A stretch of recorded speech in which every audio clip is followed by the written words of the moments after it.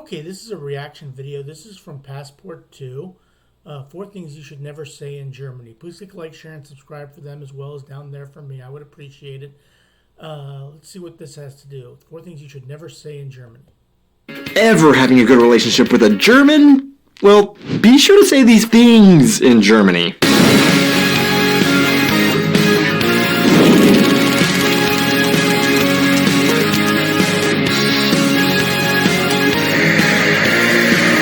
Hey guys, and welcome back to our channel. I am Donnie, and along with my wife Aubrey, we are two Americans currently living in Germany with our baby, sharing all of our experiences living and traveling throughout Europe. As we have lived in Germany for nearing on the last 4 years, we have learned a lot of things that Germans aren't too keen on hearing people say. We actually made a video on 5 things that Germans hate hearing Americans say, which included things like wishing Germans happy birthday early and calling calling it football when it's really not football and things like that. Yeah, I remember that video. I think I did a reaction to that video. this bread. And yeah, that bread versus, because there's a big bread culture in Germany. And I'll link that video up here so that you guys can see the rest of the things we mentioned in that video. But of course, there aren't only 5 things that Germans hate hearing people say. So today, I want to talk about a few of the other things that you should never say in Germany. And that's exactly what I'm going to talk about today in my video. Things Germans pray they'll never have to hear you say. I'm kind of more curious about these things because, like I said, the 10 days or so that I spent in Germany, I never really ran into a problem with saying certain things to the people of Germany. But I'm kind of curious what I should never have said, or if I said any of these things and they were just understood that I was from America and didn't know any better. So I'm going to save the biggest thing Germans hate hearing Americans say for the end of the video, because I'm actually going to need a lot of input in the comments on it from our German viewers. So let's go ahead and start with a different topic Germans hate hearing Americans talk about. Something we've covered in many of our videos is how often misunderstandings between German and American cultural norms can lead to false interpretations of Germans being rude or harsh and cold, or Americans being perceived as superficial and fake. We've seen personally where in one culture a question can mean one thing, but in the other, although it's word for word translated, could mean something completely different. Yeah, that happens all the time. Okay, I mean, really, you say something, you mean one thing, and somebody takes it as you think you mean the other.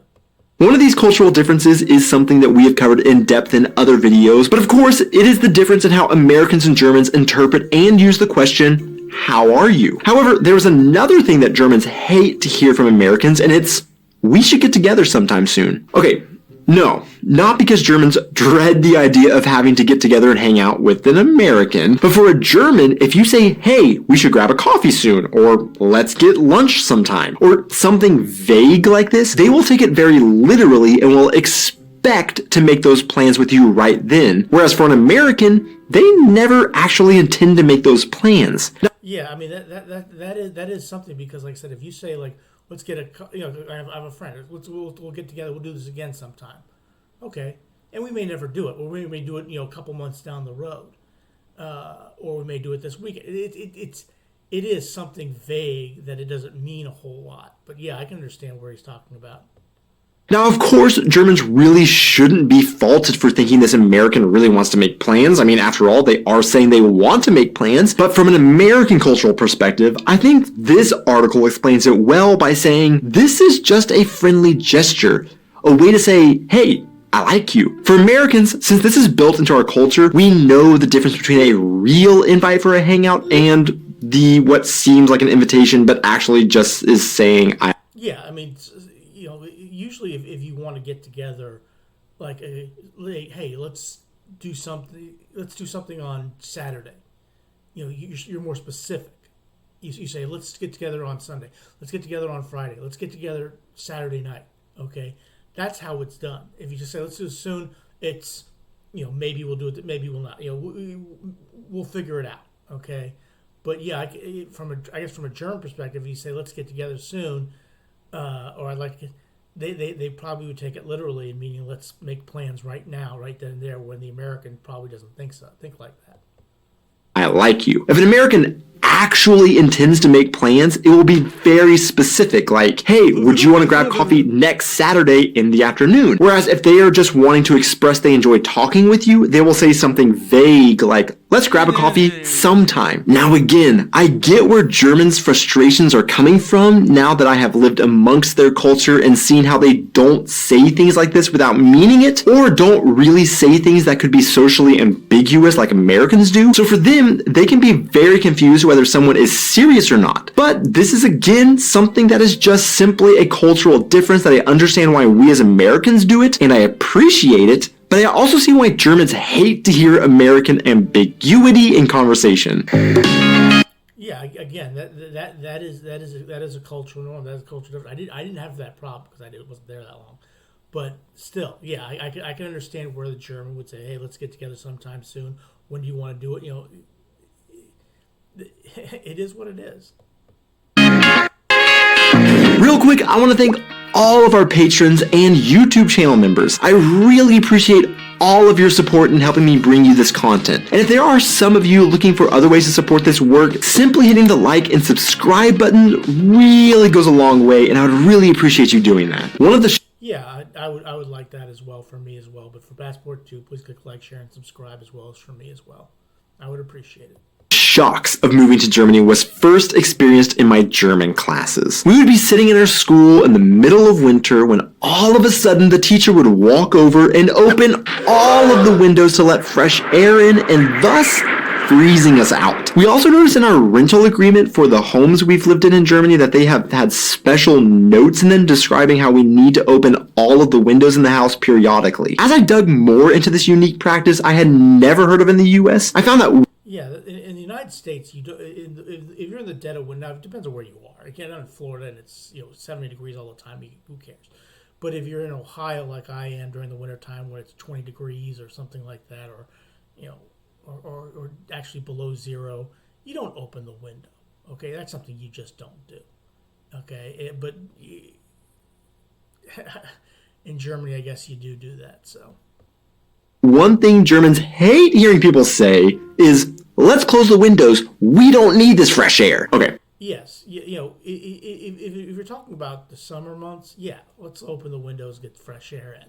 But in the wintertime, you don't need fresh air. I mean, you don't need to open the windows like that.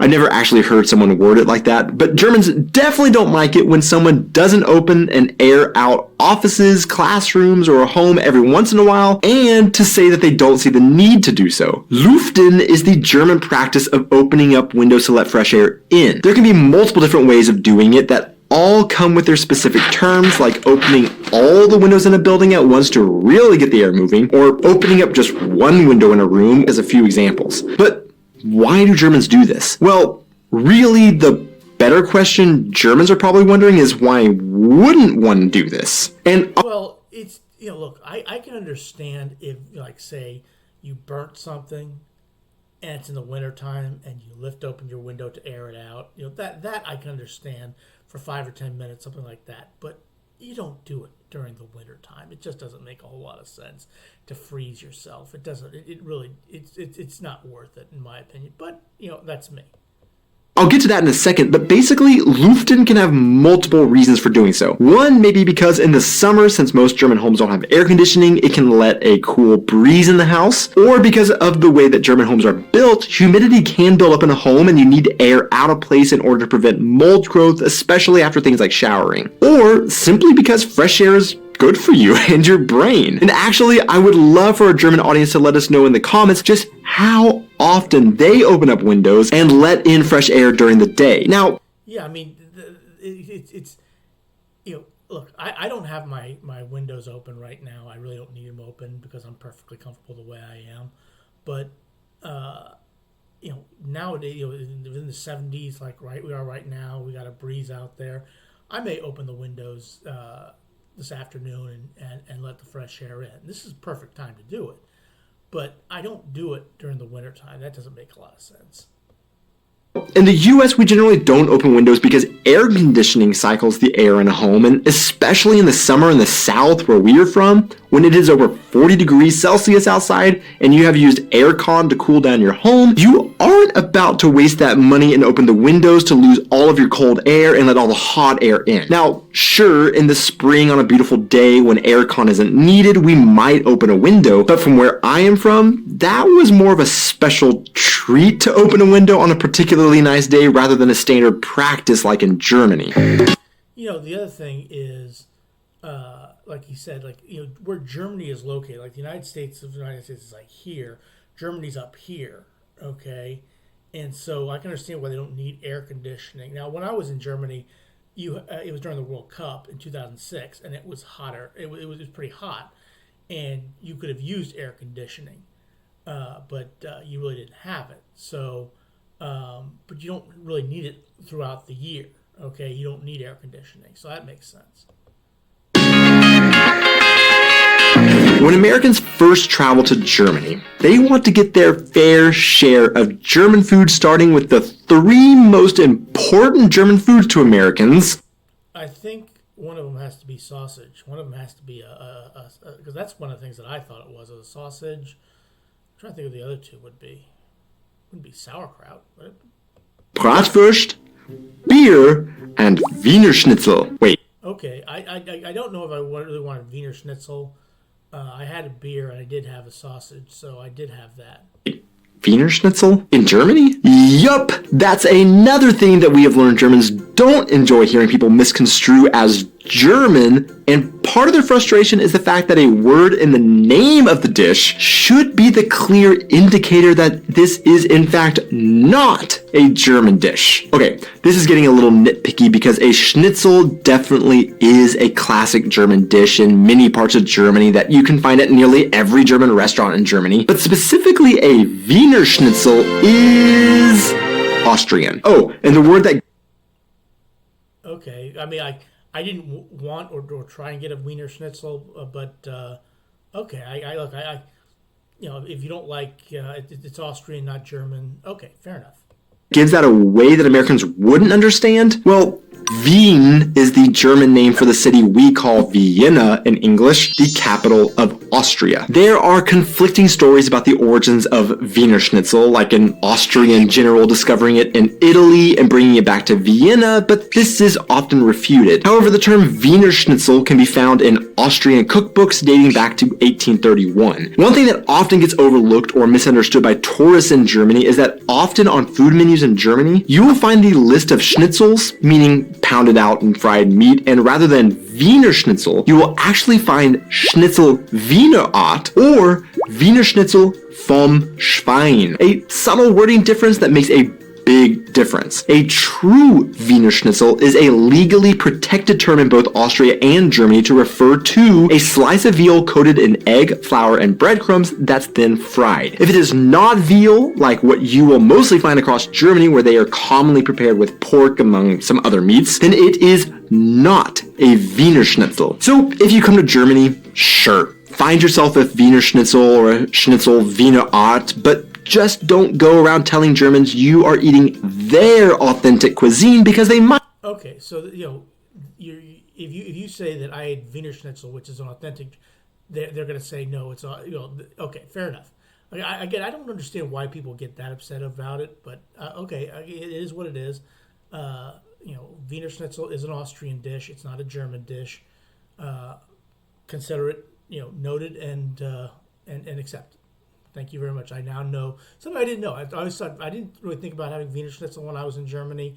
But if I ever do go back to Germany and have Wiener Schnitzel, I'll realize it's an Austrian dish and not a German dish. Might just remind you that that is actually Austrian, or they might try to tell you that it was originally actually Italian. Okay, now for the big one that I need our German audience participation on. One of the most common comments I get is how much Germans hate hearing Americans ask them about World War II or making Nazi jokes. Now, this, you know, was something that kind of goes without saying to me. I was not going to bring up World War II, and I wasn't going to bring up the Nazis. in any way, shape, or form. Okay, I was definitely not going to do that.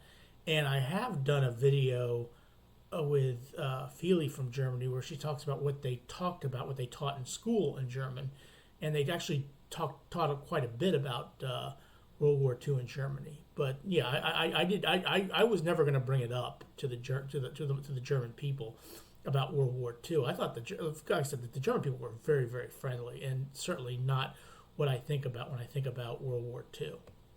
I have personally had conversations with Germans about World War II, or for example, we have elderly German neighbors who have shown me mementos from their father's times in the war and have told me all about what it was like living in Germany during that time. And I've also heard Germans themselves make jokes like calling somebody a grammar Nazi when someone corrects others on their grammar over and over. Der muss das ja irgendwo gehört haben, weißt du? Ja, leider.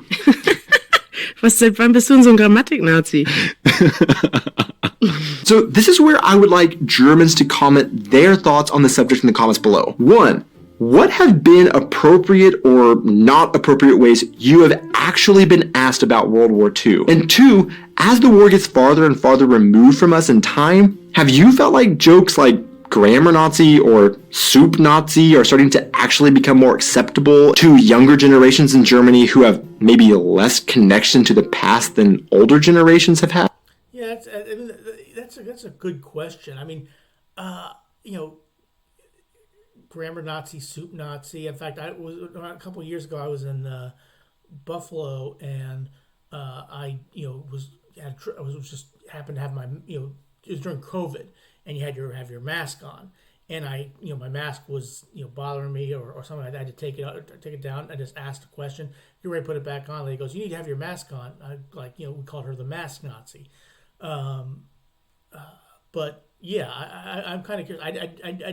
I know that the swastika and there's certain things are illegal in Germany now. I'm kind of curious about that myself. Now, another thing that we have heard Germans say they hate about Americans bringing up World War II to them is how some Americans seem to bring it up as if the US has never had anything dark in their past as well. I've read tons of comments from Germans saying something along the lines of, well, how would you like it if I brought up slavery or how Native Americans were historically treated to you? So some of you may think the Well, look, if you talk about slavery, for example, again, slavery is something that is obviously wrong and a part of our past, but it's something that I don't know that would bother me a whole lot if you brought it up. I'm certainly willing to talk about how bad it is, and or talking about the treating of the Native Americans. I mean that again that has nothing to do with me, but just like World War II has nothing to do with a lot of the people in Germany. So I guess I can see their point to some extent. I mean, I just it is something that why would you bring it up to a German? Why would you bring up World War II to a German? Okay, that makes absolutely no sense to me to bring that up to a German. Topic of World War II should be totally off limits, and if so, I would be interested in hearing your thoughts in the comments below as well as to why you think that. Now, if you're not German and you're watching this, you can definitely read the comments below and see what Germans actually say about this, but I will give you my 2 cents as an American living here who has had very productive conversations on the subject with Germans, and I would say it is all in the approach. I would never just walk up to a German and make a Nazi joke or ask them about World War II, of course. Rather, these conversations have come up after building up relationships with Germans and after having a friendship with them, the conversation coming up naturally and from a place of genuine interest in their unique perspective compared to mine. But of course, it should be approached sensitively most of the time. To see who made it this far into the video, And I agree with that. Again, it's not something you just bring up to the average German. Hey, what about the Nazi? It's not something that you bring up on a regular basis at all. Random question of the week is, without explanation or anything else, just type, what is your favorite number? Thanks so much for watching, guys. I don't know. 18. That was my number when I played football or soccer in high school. 18. Be sure to hit those like and subscribe buttons, and I will see you in our next video. Okay, this was 4 things you should never say in Germany, and the last one was probably the most important one about World War II. But I understand that. Please click like, share, and subscribe for Passport 2 as well as for me right down there. I would appreciate it. Have a good rest of your day, and thanks for watching.